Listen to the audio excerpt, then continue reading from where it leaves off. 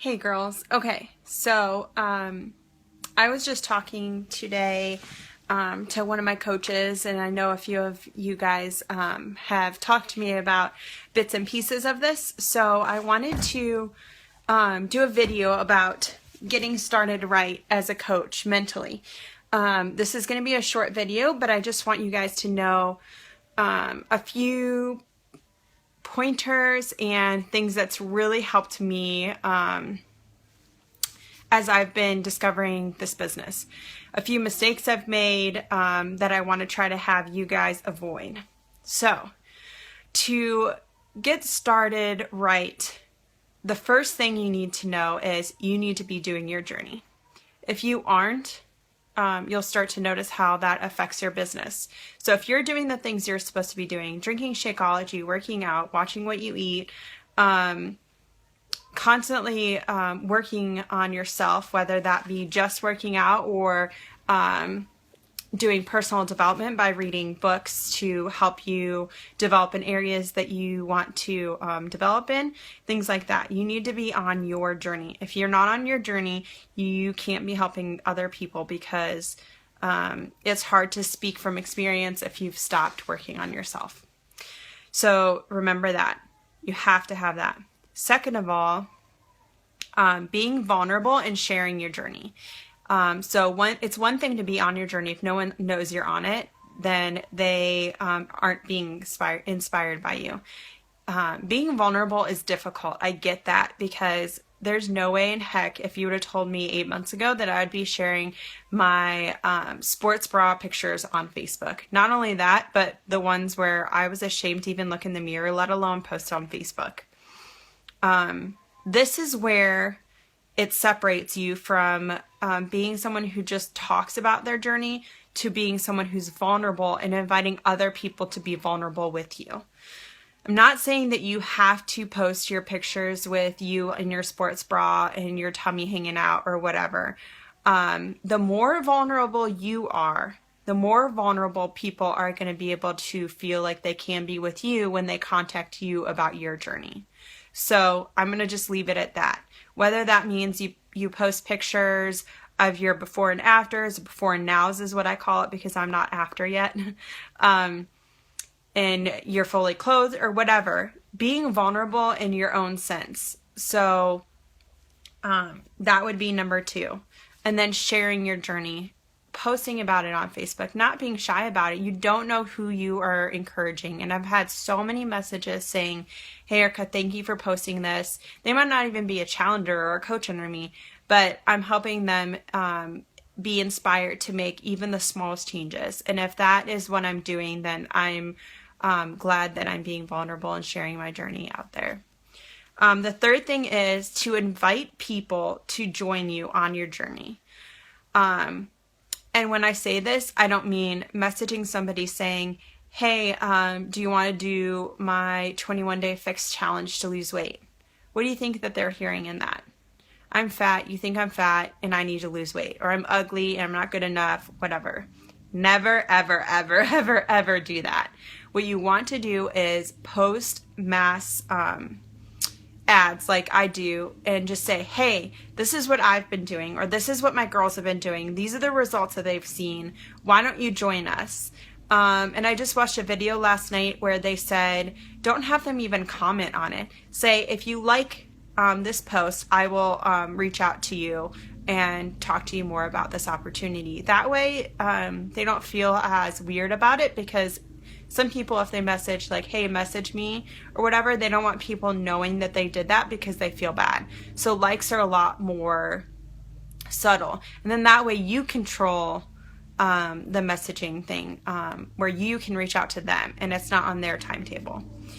It's a lot easier to click like than it is to type out message me. And I know that sounds weird, but it's so true. Something to keep in mind as you are on this journey.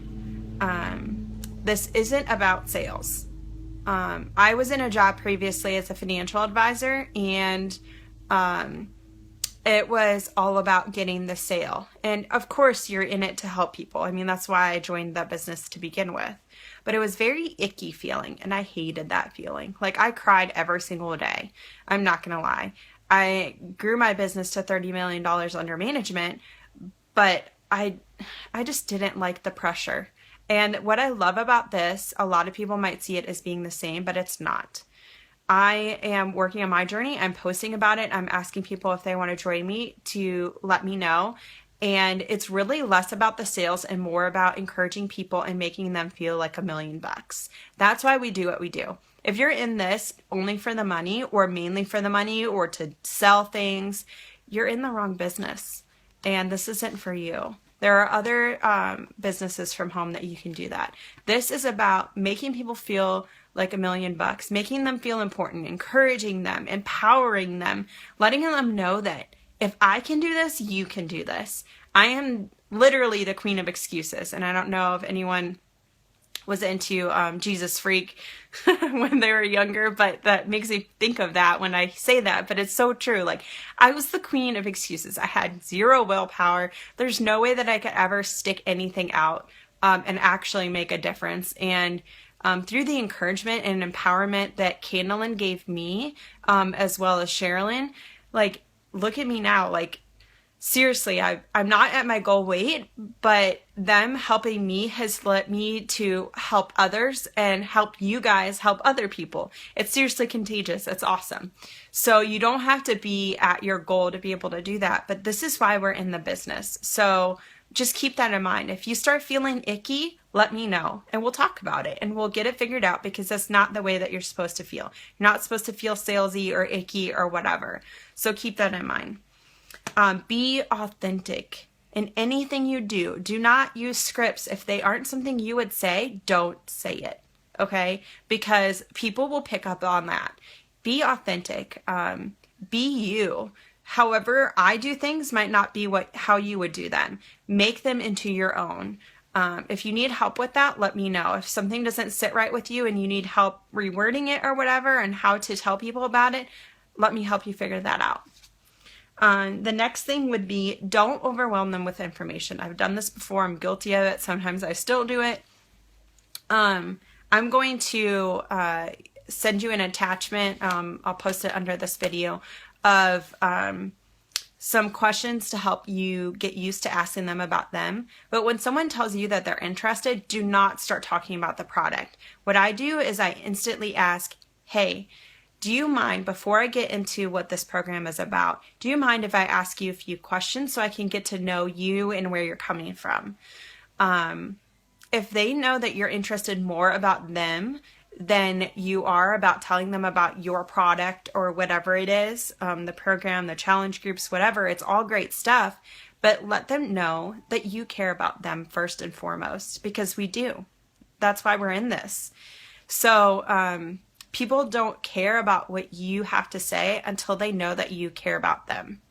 So just keep that in mind.